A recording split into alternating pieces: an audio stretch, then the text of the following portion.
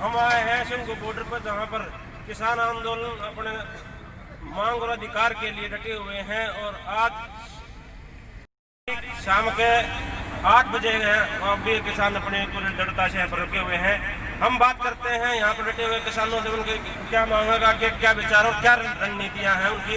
तो इसमें हम संत धर्मवीर चोटीवाला जो एक सुप्रीम कोर्ट के हाई कोर्ट है, उनकी क्या रणनीति है जानना चाहेंगे। हम संत जी बताइए आगे क्या रणनीति है आप लोगों की। देखिए, हम यहाँ सब किसान हैं, ये वाली बात जो यहाँ है नहीं, हम किसान के नाते इकट्ठे हुए हैं और हमने जो है एक फैसला लिया है कि हम यहाँ पर जो है ना एक किसान संसद लगाएंगे।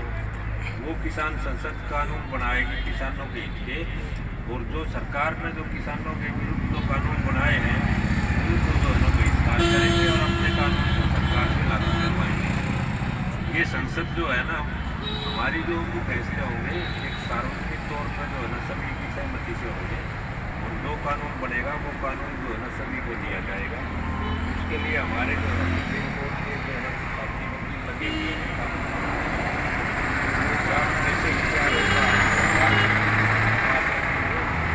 केवल हम जो है ना प्रधानमंत्री को ही जो है ना उसके लिए आह्वान करेंगे कि आप आइए और आप आगे इस कानून को जो है ना प्रक्रिया दिए और इसको लागू करेंगे। क्या मानते हो कि मोदी जी के ये सामर्थ्य से बाहर है? क्या वो भी मनमोहन सिंह की तरफ पे चल पड़े हैं और वो क्या तो कठपुतलिया बन चुके हैं?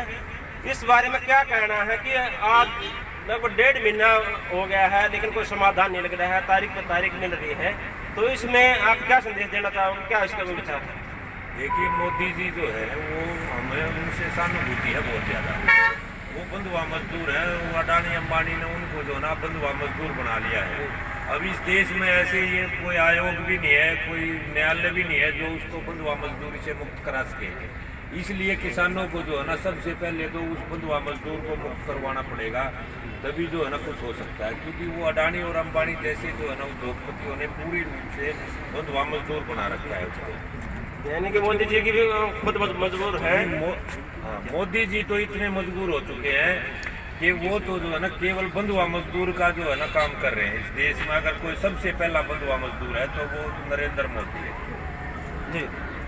यहाँ पर प्रधानमंत्री नरेंद्र मोदी जी को बंधुआ मजदूर बोला गया है कि वो कॉर्पोरेट घरानों के चौकीदार हैं और उन्हीं की वोट से वे पीएम की कुर्सी तक पहुँचे हैं।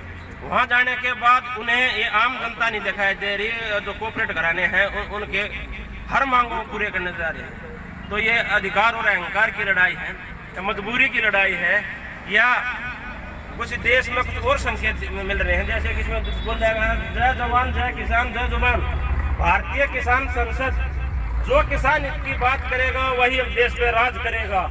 इस संसद में किसान खुद अपने हितों के कानून बनाएंगे। यदि आप सहमत हैं तो आपका स्वागत है। सत्ता का ताप ही पाप को प्राप्त कर सकता किसान एकता जिंदाबाद। बहुत ही सुंदर शब्दों से।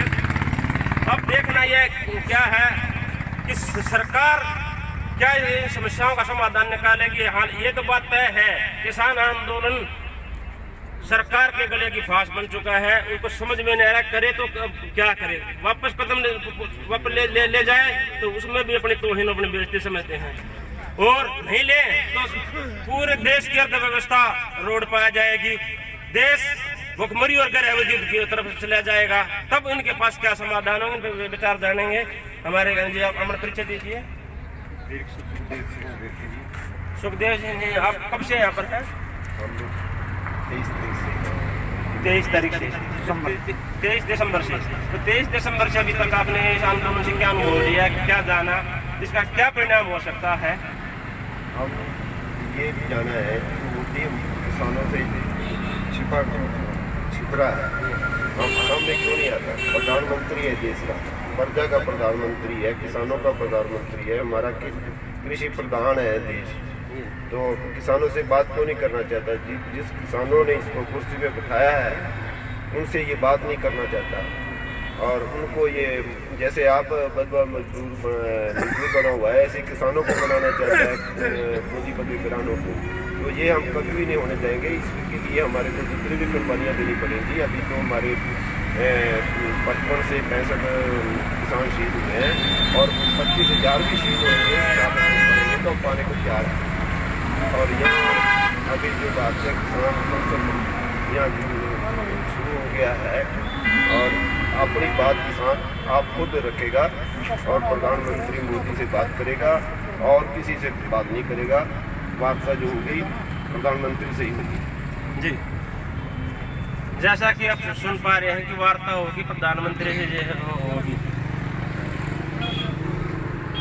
याद आते हैं मैं 2014 की वे रैलियां जहाँ पर हम अंधभक्त होकर मोदी जी के पीछे चले आए थे और कॉलेज के बच्चे हमें यह बोला करते हैं कि क्या आपको रैलियों में जाने की दिहाड़ी मिलती है। अरे हमें देश से प्रेम है, हमें सोच रहे थे इस देश का भला करने वाला कोई आया है, हम ये सोच रहे थे कि देश का रखवाला है, लेकिन अब किन हालातों में देश ले आके फंसा दिया गया है और उनके क्या समाधान हो।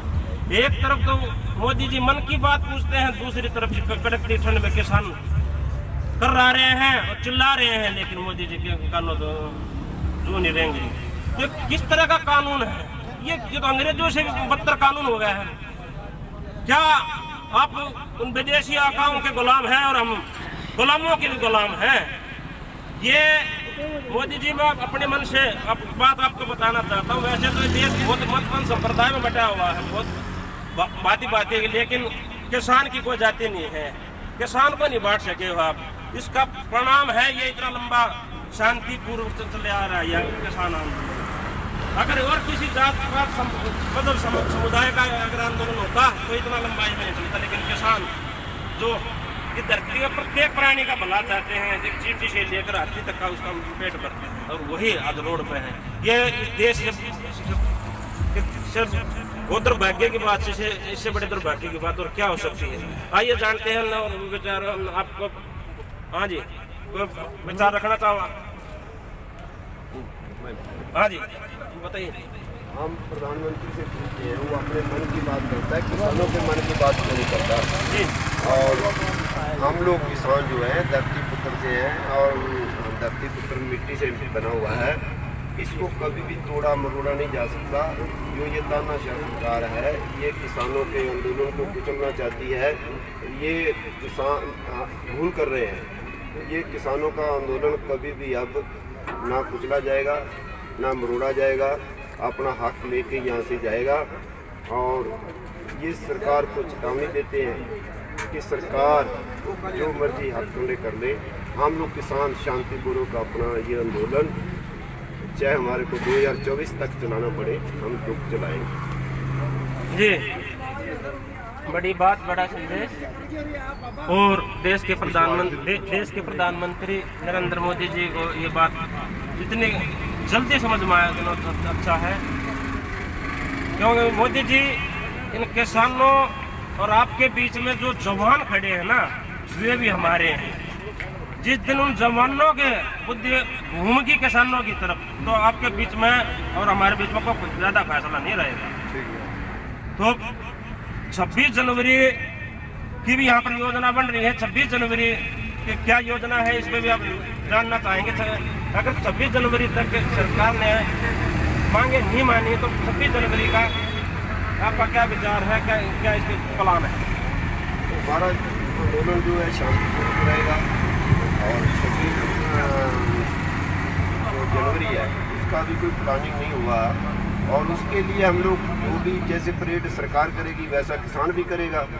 जब किसान के मन की बात ही नहीं कर रहा मोदी जी, तो किसान ने मोदी अपने मन की मर्जी करेगा, किसान अपने मन की मर्जी करेगा, अपने मन की बात करेगा। किसान को पूरा हक है, लोकतंत्र है। यदि हम लोग अपना घर छोड़ के सड़कों पे बैठे हैं तो हम अपने मन की बात तो कर सकते हैं ना। ये तो मोदी का कोई रूप नहीं है यहाँ, तो हम परेड तो करेंगे। परेड करेंगे कैसे? वहाँ पर अंदर एंट्री नहीं करने देंगे, वहाँ टिकट नहीं जाने देंगे, अंदर घुसने नहीं देंगे, तो कैसे करेंगे? ये सरकार है, सरकार लोकतंत्र का गला घोटेगी तो उसके क्या है। यदि हम लोग को तो हक है ना, 26 जनवरी का परेड हम दे सकते हैं, वहाँ कर सकते हैं। वो हम लोग कोई वहाँ कोई ऊपर तोड़ करेंगे, शांतिपूर्वक हम भी जा सकते हैं। हमारा देश है, हम देश की मिट्टी के बने हुए हैं, धरती पुत्र हैं। जितना मोदी जी को हक है उससे ज़्यादा हमारे को भी हक है। मोदी जो कि वो भी किसानों ने चुन के भेजा है। मोदी जी को बाहर से अमेरिका से तो चुन के नहीं आए, अंबानी रानी के वोट से तो नहीं बने, यहाँ के प्रजा से बने हैं। जो भारतवर्ष की प्रजा है उसी से तो प्रधानमंत्री बने हैं। हमने अपनी रखवाली के लिए उनको बनाया है कि हम प्रजा का विकास करेगा, भारतवर्ष का विकास करेगा। मोदी को ये थोड़ी बोला है कि किसानों को बेच दो आप पूंजीपतियों के पास। ये बिल्कुल ठीक बात है। अपने हित और भले के लिए वहाँ बताए हैं। और ये एक बात बोली किसान ने बताया है जो किसान मध्य वर्ग ही वोट डालने के लिए ज्यादा निकलता है, जो उच्च वर्ग है वो तो घर से निकलता है नहीं, वोट डालने में ही अपनी तोहिन अपनी बेइज्जती समझता है। और दूसरी बात वो जबरदस्ती बढ़ा कर गए हैं। जो किसान चाहते नहीं इन कानूनों को तो जबरदस्ती क्यों थोप रहे हैं? अगर वह किसानों का अब वीर जी आइए, मैं आपका भला चाहता हूँ, पकड़ो इसने और इससे अब लेगा आपका भला होगा, और ये नहीं चाहता मुझे भला नहीं चाहिए, तो ये क्या जबरदस्ती चल रही है देश में? ये भलाई ये क्यों थोपी जा रही है? किसान अपनी दिन रात की मेहनत से उपज करता है तो उसका अधिकार किस पे है? कोई भगवान, कोई देवी देवता, कोई शक्ति छू मंत्र से धरती का छीना फाड़ कर फसल नहीं उगाती, उसके लिए हाड़ तोड़ मेहनत करनी पड़ती है। कोई फार्मूले नहीं चलते, कोई नीतियां नहीं चलती, दिमाग नहीं चलता, शारीरिक श्रम चलता है वहाँ पर। हर मौसम को सहन करना पड़ता है। और उसके बाद आज ये दुर्दशा हो रही है, ये दुर्ग क्यों हो रही है? ये बड़े चिंतनीय विषय है। इसी संदर्भ में हमारे साथ जुड़ गए हैं। आपका नाम बताइए। संजय सिंह। आप कितने दिन से हुए यहाँ पर?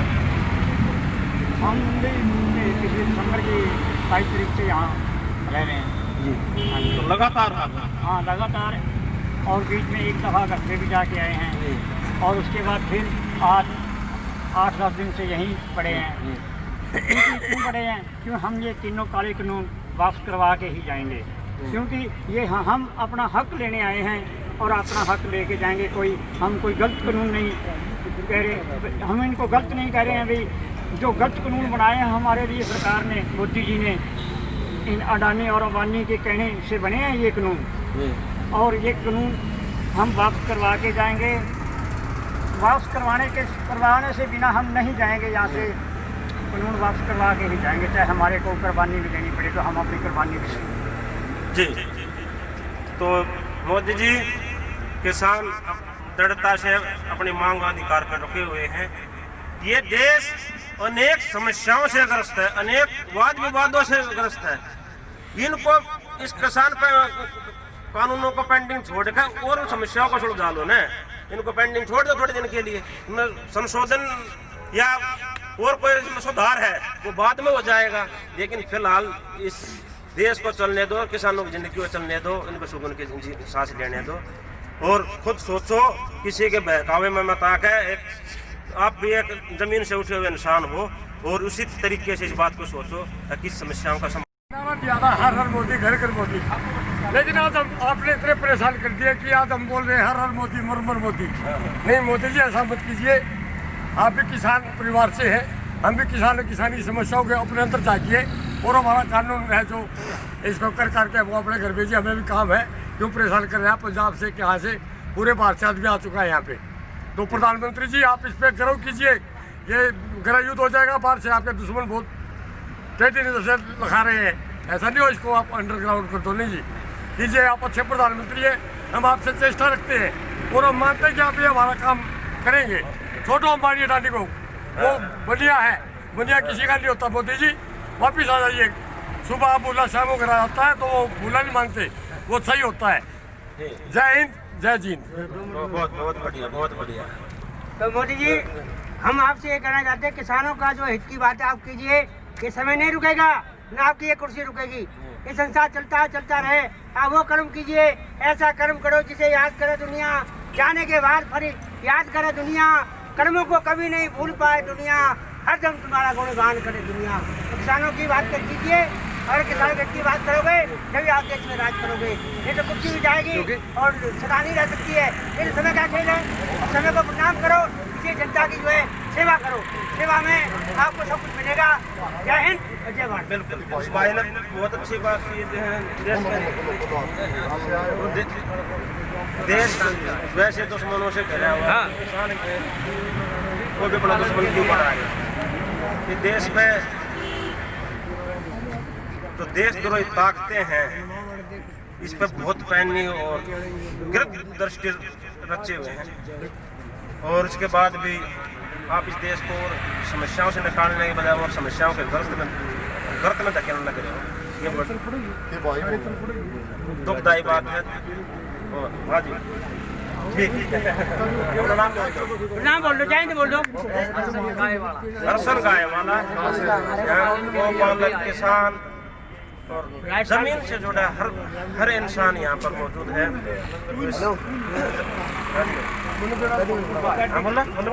हमारे गायों की भी सेवा नहीं हो रही है, बोले तो किसान भाई सब यहाँ बैठे हैं, फसल भी कम आ रही है, इस कारण से गायों को भी फायदा नहीं हो रहा, नुकसान हो रहा है।